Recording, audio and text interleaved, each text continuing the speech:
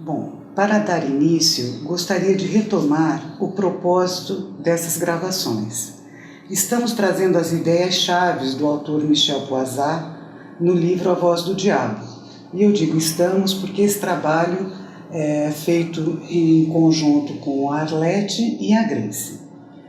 E ele é um fundamento ao projeto idealizado pelo Mauro Mendes Dias, que é o diretor do Instituto Vox. Então, o projeto As Vociferações e seus tratamentos possíveis define as vociferações como ato que implica um apagamento do sujeito na sua singularidade. É o não reconhecimento de um lugar para um sujeito. Temos no site do Instituto todas as referências acerca desse projeto em sua complexidade, como também outros vídeos que fornecem, tal como esse, os fundamentos para acompanhar e aprofundar desdobramentos do projeto, que, como sempre o Mauro insiste, é algo em construção. Então vamos começar com essa parte final do livro A Voz do Diabo. O primeiro tópico é a flauta do diabo, flauta do pai, a flauta mágica. Nesse capítulo, Poisat se vale de duas obras de Mozart, pois, no seu ponto de vista, elas colocam literalmente em cena a problemática que veio tratando até então. As obras são A Flauta Mágica e Dom Giovanni. Observa que essas óperas não são de um repertório sagrado, mas não são sem relação com ele, quer seja no conteúdo como às vezes na forma. Na Flauta Mágica, temos a presentificação da voz sob a imaginarização materna retratada pelo personagem A Rainha da Noite. Ela encarna a vocalidade pura. Chama a atenção ao lá sustenido que, segundo o autor, são gritos musicalizados extremamente agudos, portadores da vontade de destruição do verbo. A lei do verbo é, evidentemente, o tom grave, supremo de Zarastro. O texto enuncia a lei e seu caráter pacificante. Poisat faz uma análise diferente da maioria dos comentadores, ao destacar que a peça mostra a ambivalência da voz como objeto. A peça é em 2 atos, e há uma inversão de valores nesses 2 atos.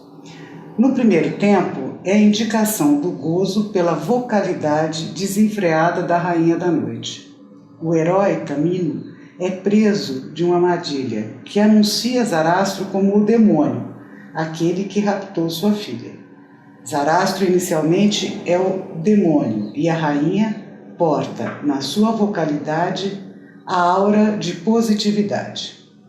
A lei da palavra e do pai é banida do universo da Rainha da Noite. Papageno, esse homem passarinheiro que captura os pássaros em troca de vinho e comida, Poisat trata como uma metáfora do apelo do ínfans e da satisfação de sua necessidade pela mãe. Mãe que exerce um poder desordenado e exige obediência aos seus caprichos. Tanto é assim que castiga Papageno pela mentira, colocando-lhe um cadeado no bico e oferecendo água e pedra no lugar de vinho e comida. Observação significativa da leitura do autor, que sublinha a dimensão de sedução enganosa, que, no entanto, não consegue barrar por inteiro a transmissão da lei. São as damas que entregam a Tamino e também a Papageno o talismã que os protegerá. Essa flauta foi construída por Zarastro, e disso só saberemos no transcorrer do segundo ato. É alguma coisa do pai que se transmite pelas mulheres. Essa flauta consiste o ponto fixo, o pivô da obra, reificação mesma da ambivalência da voz, destinada a proteger a busca destrutiva a qual Tamino está condenado pela cegueira fantasmagórica do início do ato 1. Ele torna-se no segundo ato o que nas provas supremas do fogo e da água o protege, e com ele Pamina, contra os elementos cujas características, nós vimos, é de se desencadear. Ela constitui o símbolo mesmo que se opõe à explosão, na qual se engoliria o sujeito sem a instalação desse limite, dessa barreira. E reencontramos aqui a flauta como instrumento a serviço do gozo materno e é também um instrumento da função paterna, suporte da lei do Pai, do Verbo, que faz barreira ao transbordamento. Bom, no universo de Zarastro, 3 meninos substituem as 3 damas. A luz do dia vem no lugar das trevas da noite. Aos vocalizes da rainha surge o grave litúrgico de Zarastro. O espaço da lei suplanta o capricho. É a castração simbólica a qual se deve submeter um e outro para poder assumir plenamente esse desejo e o amor humano regulado pela função fálica. É textualmente o que diz o sacerdote a Papageno, quando este, muito prosaicamente, admite preferir colocar a mão, finalmente, sobre uma linda menina, em vez de partir à conquista do amor, da sabedoria, do bom senso, ao qual o padre o convidou. Você não a encontrará jamais se não consentir em se submeter a nossas provas, lhe diz o sacerdote, a se dobrar a todas as nossas leis, sem mesmo temer a morte. A primeira prova que eles terão que passar é resistir ao apelo das sereias, emanada pelas 3 damas da rainha, ou seja, não se deixar capturar pelas palavras enganadoras, ardilosas das 3 mulheres. Poisat fala em A Face Negra da Voz, que vem descrever o perigo do universo materno e feminino arcaico, ao mesmo tempo que a potência e o orgulho, a relação desregrada da palavra, mentira, enganação, falação. Mais à frente na peça, a rainha solta o famoso lá sustenido, a vingança infernal. Agora é ela que está em posição satânica. E Poisat faz um parênteses. É que a obra coloca em cena, e nesse sentido, sob o nosso ponto de vista, que falamos a propósito da Flauta Mágica ser uma ópera verdadeiramente analítica. É a necessidade que o tema de se ocupar de um lugar de gozo infinito, fantasiado e encarnado aqui por uma figura do registro materno, pelas razões analíticas que nós tínhamos evocado no capítulo precedente. E é a função do Pai, da lei, da palavra, de fazer esse corte. Mas, repitamos mais uma vez, os termos pai e mãe designam os lugares e as funções dentro de uma estrutura. Não são dos personagens da vida real. Na realidade vivida por cada sujeito, personagens de toda a natureza podem ocupar esses lugares e essas funções.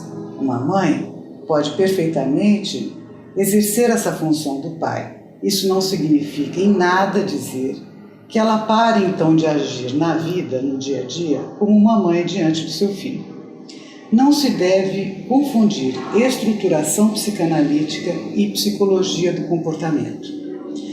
Então, a flauta mágica descreve o percurso pacificante com o que essa palavra comporta de perda, de sofrimento e mesmo de uma certa violência, que conduz do lugar do gozo mortífero, da neurose ou mesmo da psicose, da paixão imaginária, em direção ao lugar do desejo reconhecido e assumido, que permite ao homem, tanto quanto à mulher, de se realizar longe das fantasias destrutivas.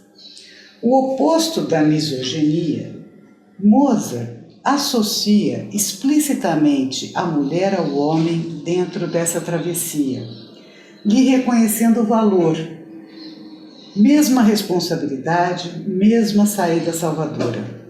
Não se confunde uma elaboração fantasmática revestida de uma aparência feminina com a posição que deve ser, segundo ele, a da mulher na cultura, na sociedade ou na relação com o homem.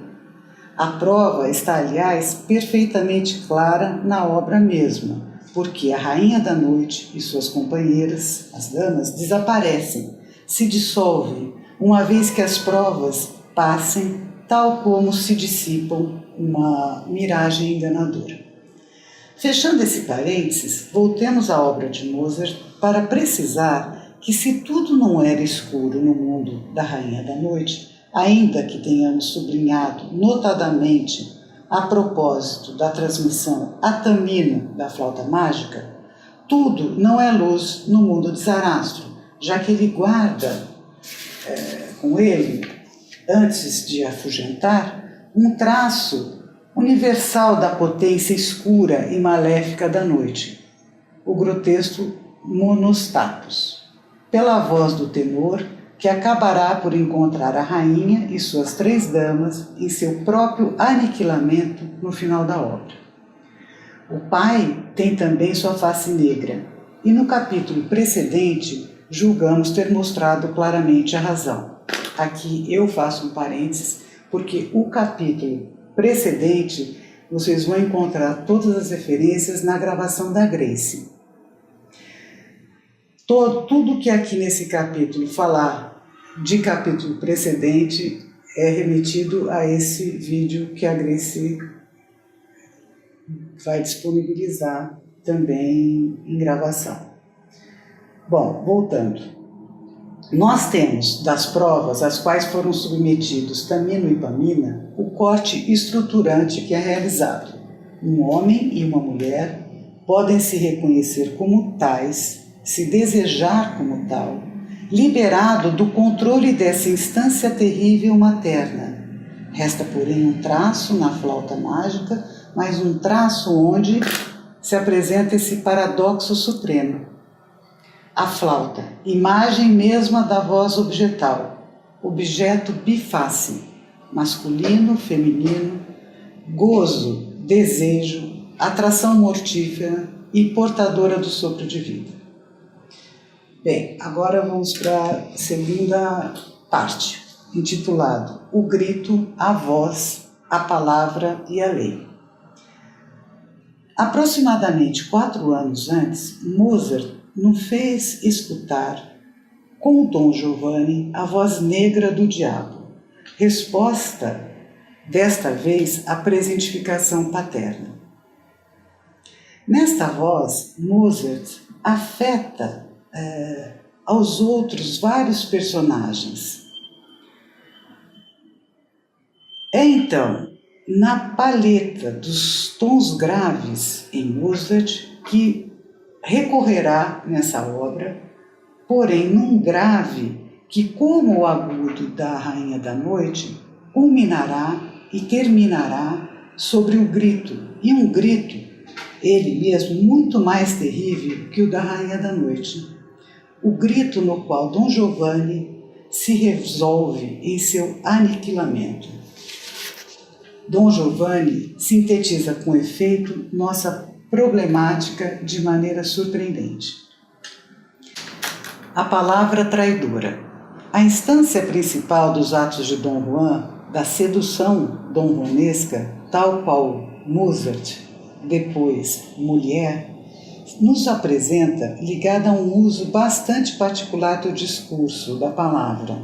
Um uso que implica uma contestação, uma subversão radical da lei da palavra. Dom Juan não é um bom falante que encanta as belas pelos floreios de sua linguagem ou as sutilezas do seu discurso. Dom Juan é um enganador, o burlador de Sevilha, e não o sedutor de Sevilha. Dom Juan é aquele que promete e que não cumpre suas promessas. Dom Juan é um tratante que falta com a palavra. Esse traço fundamental da posição de Dom Juan parece-nos, pouco notado, exceto no estudo de Shoshana Fellman, a qual nós nos referimos. estudo além disso aplicado essencialmente ao Dom Juan de mulher e não ao de Mozart. Tal característica é tanto mais acentuada na obra de Mozart e com efeito mais de 15 vezes que são aplicadas a Dom Giovanni os qualitativos de traidor, malvado, perverso, traiçoeiro, quer dizer, palavras que aludem etimologicamente a um desrespeito à palavra dada. Então, o eixo principal da estrutura de Dom Giovanni, conforme a ópera de Mozart, é que Dom Juan não é um homem de palavra. Recusando-se assim de se submeter à lei da palavra, Dom Juan se exclui com efeito do universo do cavalheirismo. Uma palavra do cavalheiro é suficiente para estabelecer sua fidelidade, seus direitos e deveres. Deus, o outro supremo, como um julgamento mortalho, podia ser solicitado. Era a única garantia dessa troca de palavras. Mas Dom Juan é um cavalheiro que traiu a sua palavra. É um cavalheiro malvado de onde a emergência dessa palavra para qualificá-lo. Nesse sentido, Dom Juan não é de todo um revolucionário, mas um subversivo que transgride a lei de seu mundo e de seu meio, uma lei estabelecida sobre a única palavra dada. É esta abordagem que nos permite, além disso, compreender a impotência de Otávio, uma impotência que certamente não tem a ver com impotência sexual. Otávio simplesmente é um cavalheiro, mas um cavalheiro leal. Ora, cada um sabe que ninguém está mais desprovido de poderes face a qualquer um que não tem palavra que aquele que a respeita. Dom Juan não é um homem de palavra, já dissemos. A expressão deve ser tomada ao pé da letra. Um homem que não tem palavra não é homem o bastante. Ele transgride sua lei, cujo fundamento é de maneira privilegiado reportado à masculinidade. Ele perverte assim a lei de ferro do significante, em sua loucura, seu capricho, constantemente reportados quanto a ela, a qualquer coisa da ordem do feminino. Por esse ponto de vista, só pode ter realmente rigor a mulher da transgressão dessa lei, já que não é de sua natureza de ser assim regido por inteiro por essa lei, uma vez que, frequentemente, as mulheres variam. Bem imprudente, diz, é aquele que acredita nelas. Por outro lado, essa transgressão é imperdoável por parte de um homem. Nós vimos em que elaboração fantástica se apoia esse tipo de consideração. Se enquadra particularmente com o fato que, no seu grito, Dom Juan se encontra na história da ópera em companhia quase exclusivamente das mulheres. O grito na ópera é essencialmente um tributo da vocalidade feminina. Essa dupla transgressão torna Dom Juan culpado. Essa dupla exclusão que decorre tem como consequência última de colocar como herói trágico, no estrito senso do termo, ou seja, um herói que tinha infringido a lei da cidade, é destinado à eliminação. Não será por acaso que no final da cena do comandante é o coro que intervém para indicar a Dom Juan o suplício eterno que o espera, e se for desaparecer, não é simplesmente a morte que vem assim concluir o destino do libertino. Uma vez mais se coloca em evidência esse traço dominante da estrutura dom-juanesca e precisamos examinar como se articula a problemática musical, muito particularmente na especificidade que é a sua na ópera. Relação palavra-música, tensão, sentido, fora de sentido. Quando, por exemplo, nós dizemos "eu digo que o tempo está bonito", só o ato de dizer é realizado apenas pelo fato de dizer. Isso não prejulga em nada a verdade da asserção que segue. Quando Dom Juan diz eu prometo, apenas a ação de prometer é efetiva. Ela não implica em nada quão tênue da promessa quanto à realização do que foi prometido, realização que ele faz referência a uma ação extrínseca à arte de prometer em si. Seus enunciados, seus ditos, consequentemente autorreferenciais, pois a execução do ato é inteiramente incluído em sua enunciação. Um sentido é então induzido no outro, sentido que é de fato uma ilusão de sentido, porque ele não tem palavra suficiente, isto é, de não realizar o ato que segue o enunciado da promessa, para que essa perca todo o sentido que o outro supunha dever lhe atribuir.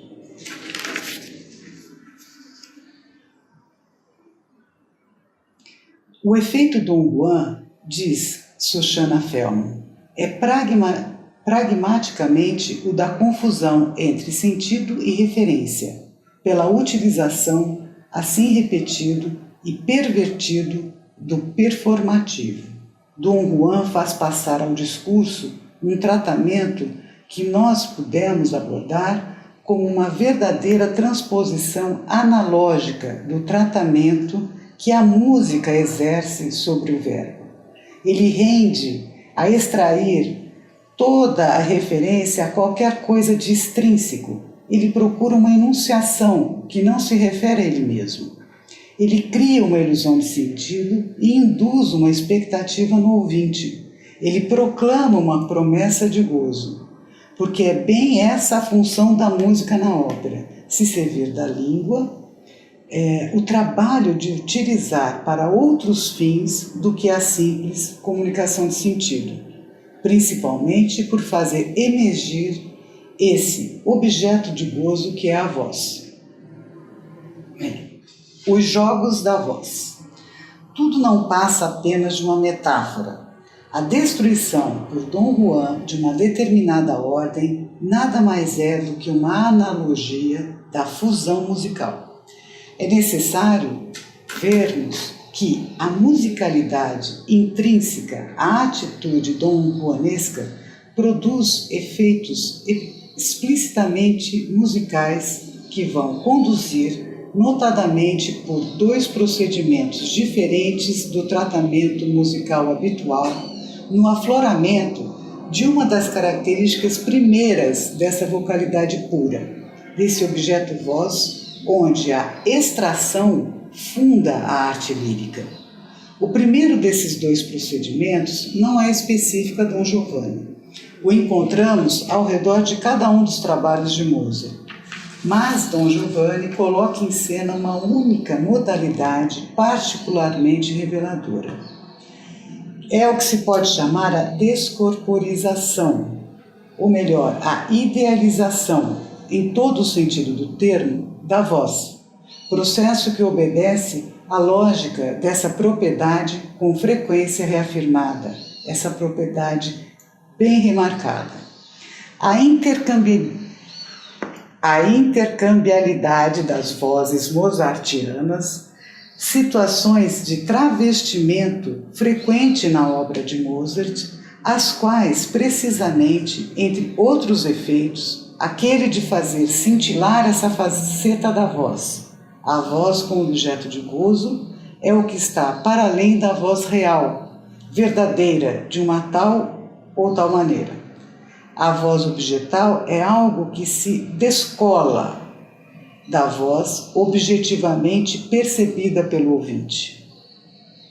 As cenas de substituição, e particularmente as do segundo ato, entre Dom Giovanni e Leporello, imagem mais particularmente do desprendimento da voz de um determinado corpo e elisão da função habitual de aferição de individuação, tal como a distribuição da voz castrato sobre os papéis, na maior parte das vezes, eminentemente viris.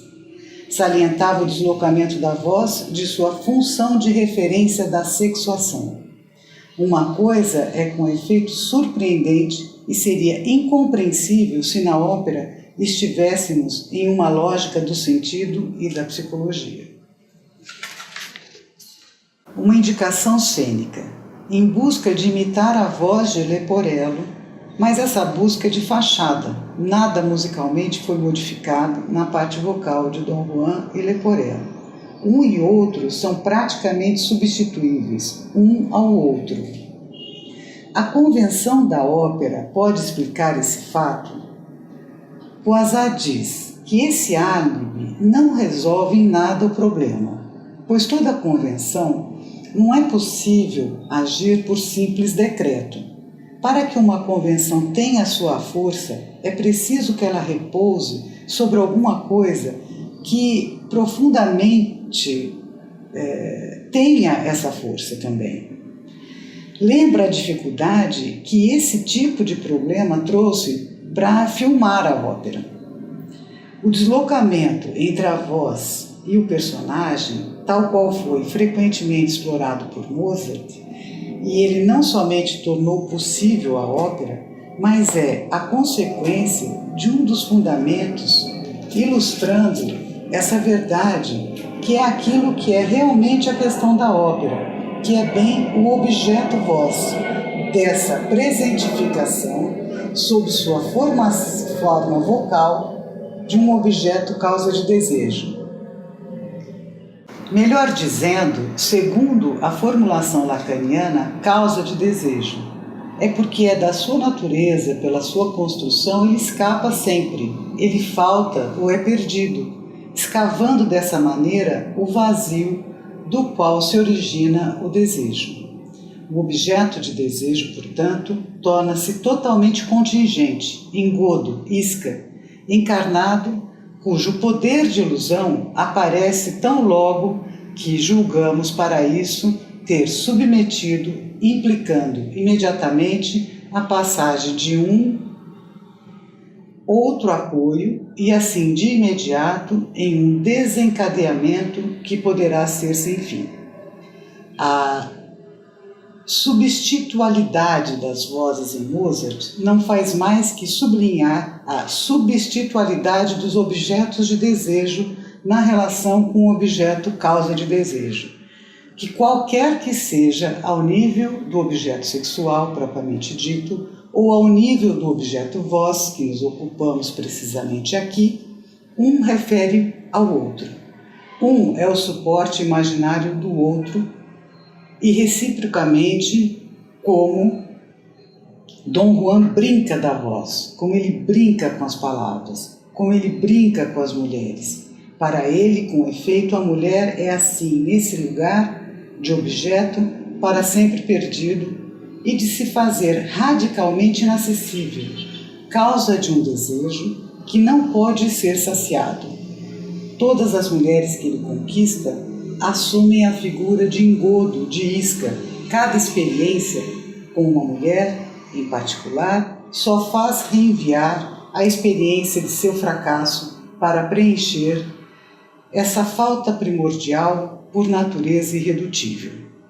No coração dessa problemática está toda a questão da pulsão.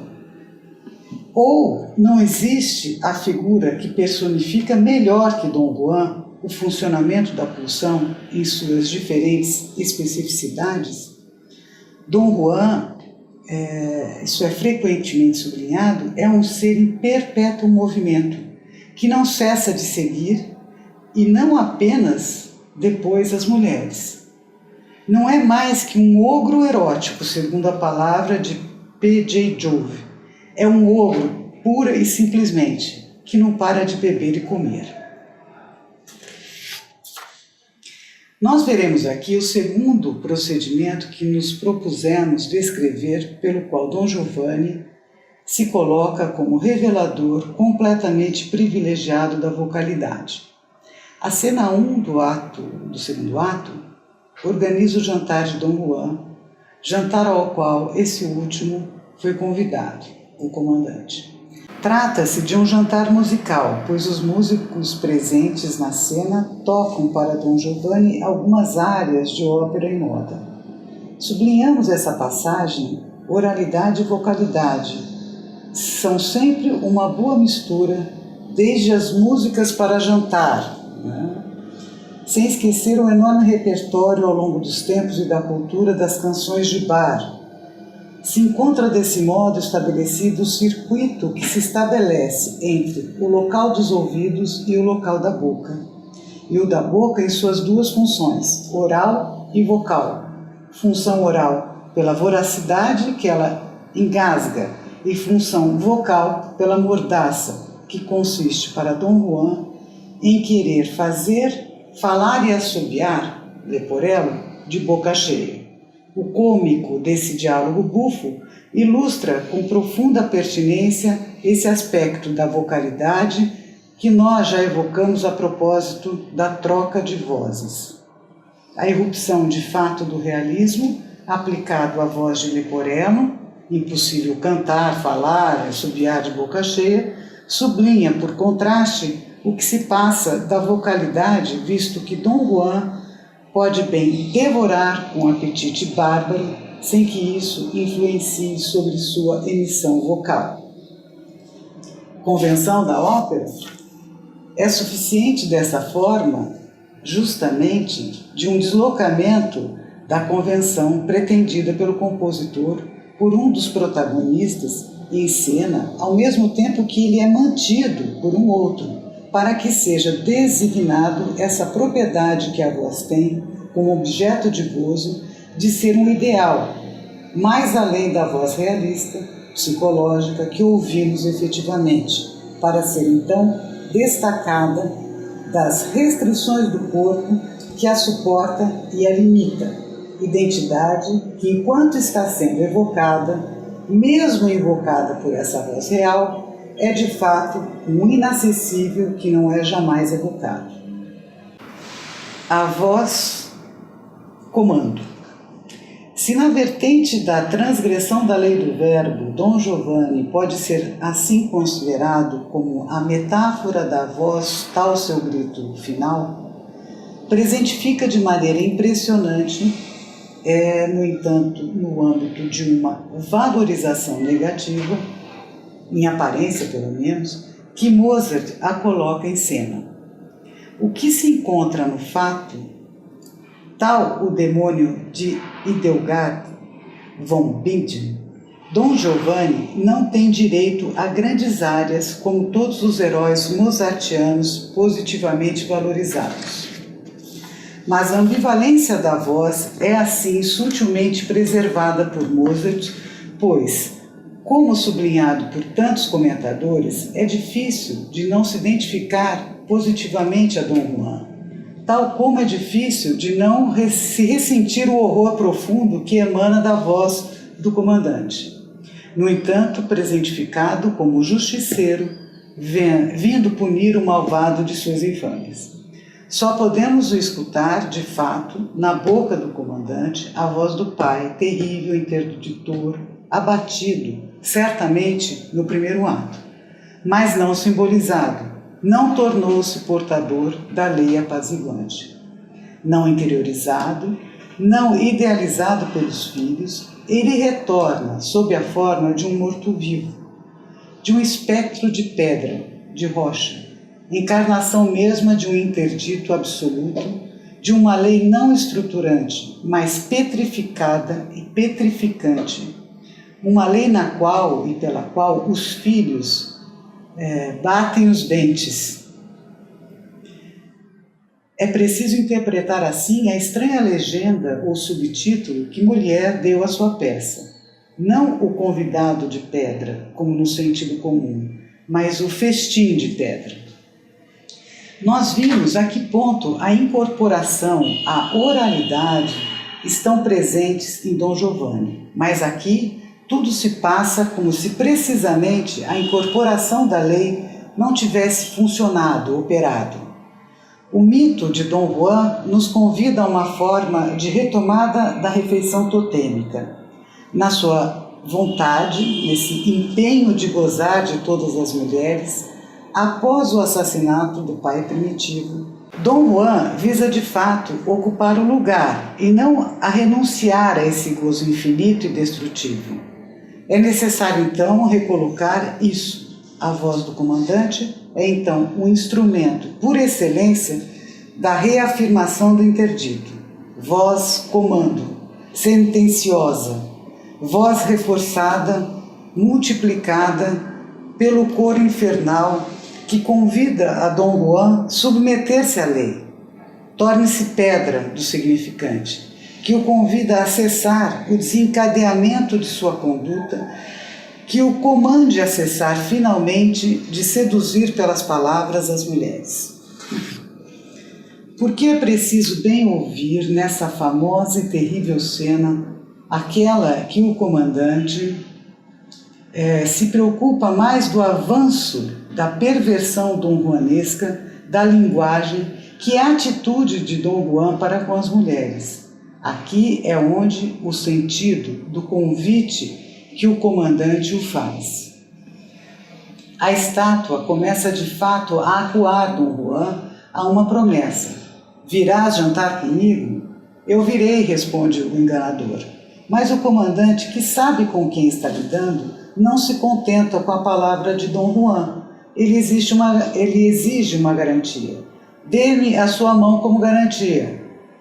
E aí tudo bascula. Dom Juan, desafiado pela primeira vez, joga o jogo. Aceita o preço da libra de carne pela qual o ser humano paga seu advir ao estatuto de ser falante. Marcado por essa inscrição no corpo, ele se engaja. Em outras palavras, que sob o efeito dessa voz comando, a sentença de condenação papal, sob a pressão, por fim, do olhar frio da estátua, Dom Juan de fato cede. A partir de agora, pelo espectro de pedra, sua palavra valeria. Ele é pego em uma armadilha. Vai colocar à prova seu engajamento por atraí-lo justamente sobre seu terreno familiar, a enunciação performativa. Arrependa-te, exige ele. Em outras circunstâncias, o homem que não conhece nenhum juramento não seria de outra forma constrangido, envergonhado pela declaração de um arrependimento do qual seria ele abalado. Mas vamos lá, isso já não é mais uma saída possível. Dom Juan colocou sua mão em garantia, sob a injunção ao arrependimento, exceto de demandar realmente desculpas por suas faltas, o que está evidentemente excluído, visto que não se reconhece culpado. Ele apenas pode proferir a tripla negação que justificará e desencadeará a condenação final. O lugar último do grito de Dom Juan se encontra, por exemplo, logicamente forte apenas pelo encadeamento dos enunciados. Não tendo mais os recursos da perversão do discurso, da subversão da linguagem, Dom Juan é encurralado à expressão a mais destrutiva na ordem linguística, que é o grito puro. Pois a contestação do sentido, o grito se qualifica frequentemente, com razão, de desumano. Junta-se a contestação da articulação significante e o surgimento do ponto extremo da vocalidade, a partir do qual Dom Juan se exclui radicalmente do mundo dos seres falantes e de sua lei. Esse grito ressoa também, lembremos-nos, da análise de Lacan a propósito do chofar, como uma chamada, um chamado não tanto dirigido ao fiel até o Deus, mas sim de sua sentença para a morte. Pai interditor, lembre-se que nós tivemos uma sentença de morte. Não é o que fez reter Dom Juan em seu grito, que tomará sentido de lembrança vitoriosa dessa transgressão originária do interdito. Não é também o que Mozart entendia que ele, naquele momento, transpõe em Ré maior, fixando sobre a partitura a última vocalização de Dom Giovanni? Eu falo, escute, eu não tenho muito tempo, diz o convidado de pedra Dom Giovanni. Eis uma marcação bem estranha para qualquer um que tenha uma eternidade de felicidade diante dele. Ele não está na situação dos mortos-vivos, vampiros e outros fantasmas que correm o risco de se remeter ao nada. Então, o que pode significar essa pressa? O que pode bem significar igualmente sua partida da cena após a tripla recusa de Dom Juan? Explicação técnica se diz: o papel do comandante e o de Mazeto, enquanto cantado por um mesmo intérprete, era necessário dar-lhe a possibilidade, o tempo, de reaparecer sob as vestes de Mazeto para a última cena. Certamente. No entanto, fazer com que tenhamos a necessidade de justificar uma saída mostra bem que há um certo problema. E além disso, na criação vienense em 1788, sabemos que Mozart manteve essa saída, enquanto ela estava mais tecnicamente justificada devido à supressão da última cena. Não podemos encontrar na retirada da estátua um sentido mais profundo. Não podemos ver senão a destruição de pelo menos o apagamento do suporte petrificante dessa lei interditora sobre o encontro para o bom entendedor do grito de Dom Juan? Por que não imaginar que, conhecendo o resultado fatal de seu encontro inicial com Dom Giovanni, o comandante pressente uma nova investida fatal para esse último encontro, que a lógica implacável segundo a qual ele conduziu Dom Juan à sua perda, comporta, em contrapartida, o risco de sua própria destruição? Por que não levar até o fim essa reflexão? Por que não imaginar a estátua do comandante literalmente em pedaços, partindo, desaparecendo em fumaça sob o impacto desse grito maior de Dom Juan? Seriam então transpostos definitivamente sobre uma outra cena esses laços complexos que ligam entre elas a voz, a palavra e a lei. Bem, entre tantas coisas, é que o Dom Giovanni de Mozart nos dá a ouvir e meditar segundo uma configuração ao mesmo tempo tão rico e coerente que não é, na nossa opinião, exagerado se considerar assim que a afirmativa vigorosa de Kierkegaard como uma verdade mítica, uma parábola da arte lírica enquanto tal, pois a arte lírica, e particularmente a ópera, se sustenta precisamente de movimentos engendrados por forças que se articulam ao redor desse ponto nodal, onde da contestação da palavra surge a voz, e onde da relação à lei que faz o ser humano como ser falante é ativado tudo o que torna o homem desejante, tudo o que o lança na busca sem fim de um gozo perdido. Da mulher ou da voz, nesse caso é a mesma coisa. É a mesma coisa e é o diabo, nos dizem aqueles que não desejam um mundo pacificado sob a ordem do verbo. É a mesma coisa e é Deus, nos dizem ao contrário aqueles para os quais gozar é a palavra fundamental, assumindo o risco de enfrentar sofrimento e destruição, companheiro inelutável desse gozo absoluto divino em seu desencadeamento. O que nos leva a colocar essa questão blasfematória que muitos já se colocaram? E se entre Deus e o diabo não houver finalmente mais que uma pequena diferença de ponto de vista? O diabo é o outro, conclui Bernard Teixeira, ao fim de sua análise. Para mim, me parece sensível que o outro avançou como ligado à palavra, feito de uma maneira, não que eu possa chamar de laicizado, mas de exorcizar o bom velho Deus, nos precisa Lacan com uma ponta de ironia. Certamente o outro, conceito polimorfo de Lacan, não é exatamente o outro de Bernard Teixeira, mas toda a psicanálise nos mostra que eles mantêm relação estreita um com o outro. Relações estreitas, mais precisamente, porque é certamente da voz do outro que está em questão a cada vez que se trata de gozar da voz.